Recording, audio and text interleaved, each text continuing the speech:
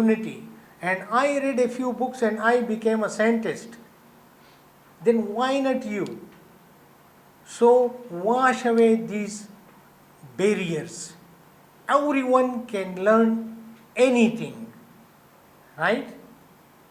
Everyone can learn anything and pick up the books and play your role and tell the society that how can we move forward. Yes, please, next.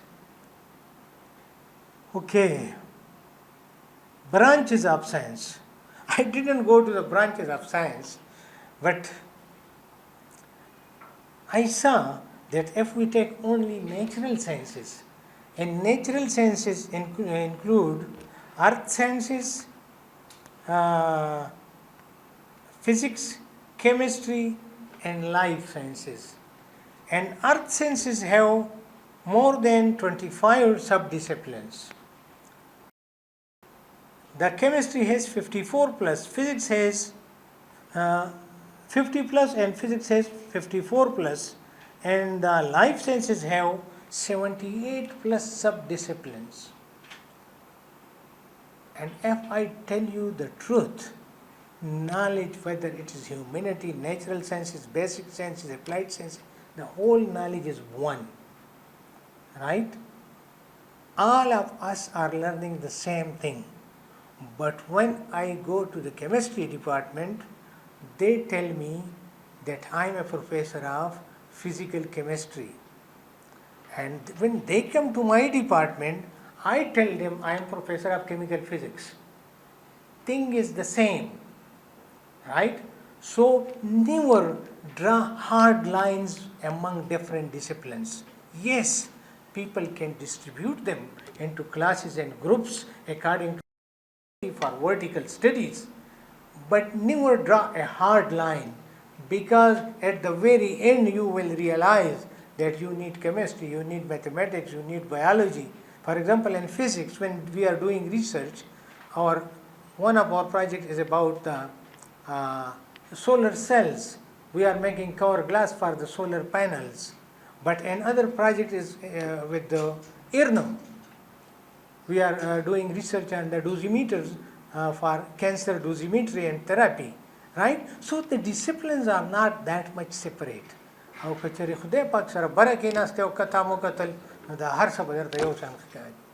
So knowledge, the main source is from the universe, right? And you equally need social sciences, you equally need natural sciences, applied sciences, the basic sciences, and all are equally important and never are enhance something differently. Yes, this link takes you to show you the numerous disciplines of various sciences, the bottom link. Yes, next please. Public demand from journalism. They are only looking for telling the truth. Tell them the truth. And if you don't know, then don't tell them, don't confuse them, because the people are already confused, too much confused. Me, after doing PhD, after seeing many countries, I am not sure what is going on in this country. This is confusing me, right? So one journalist will tell one thing, the other will say one thing. The best doctor will tell you, go for vaccination.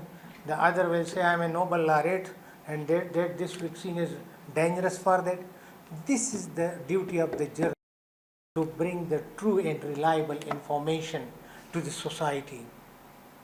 Guide them to distinguish between the right and wrong. And the definition of Quran, Allah says that it is Furqan, and Furqan is from Faraq. And Faraq means distinguishing between right and wrong. So Quran is the distinguisher between right and wrong, and your journalism is the same thing, to guide the society to distinguish between the right and wrong, and the truth and the lies.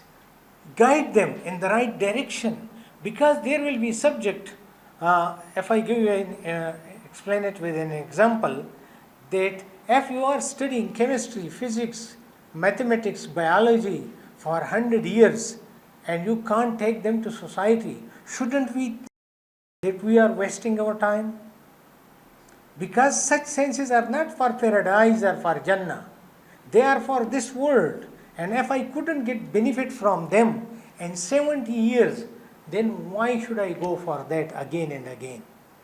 If I am producing Hafiz of physics, Hafiz of chemistry, they are of no use. So you should question us. The journalism should question us, and then we should explain it, that where is the flaw? How you can take the science into society, how to utilize the knowledge of physics, chemistry on the material, on the raw materials, to transform them into marketable products.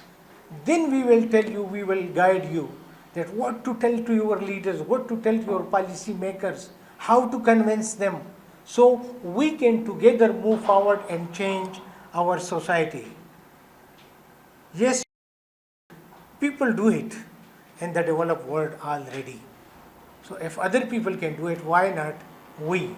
Another important thing, I see in the evening that a new channel starts, and tomorrow it reaches every ear and every eye up to the kids of the country. This means you can do. You can reach your voice. You can take your voice to every ear and every eye of the country. Then why not for good? And if you are not doing it, then tell us who is doing it. That a channel is established in the night, and tomorrow morning it is in every house and its message has gone. Right? So if you don't do it, then tell us who is doing it, because you know. And that knowledge is very important for the society. The laptop ma tara kanau shukha.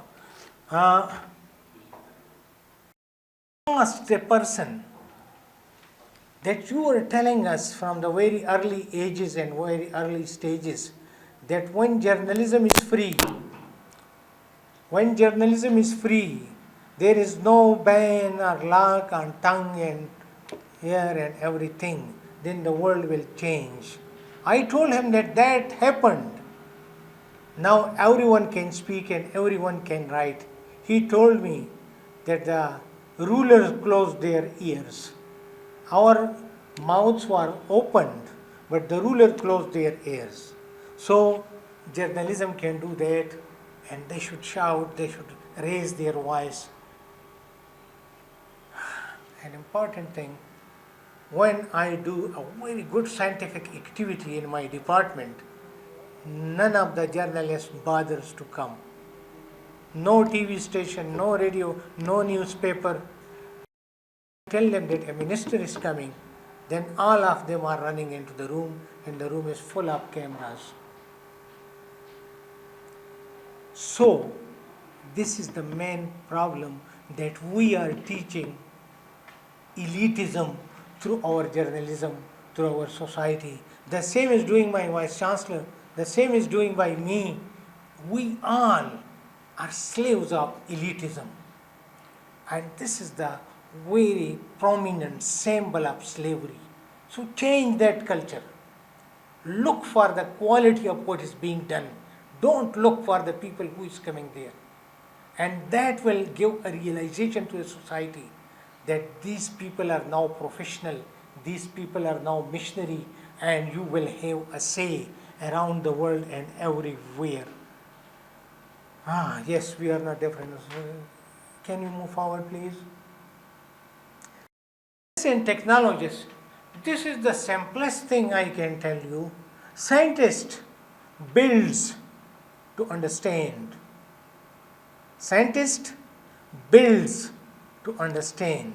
An engineer and technologist understands to build.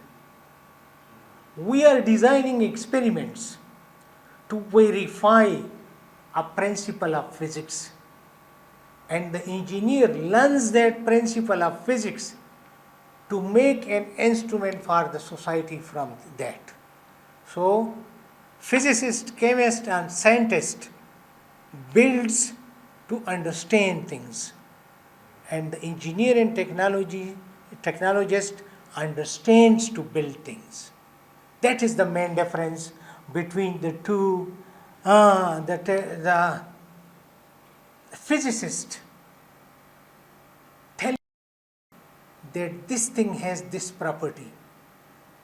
This is the physicist's job. This is the scientist's job, right? And from where does that property come?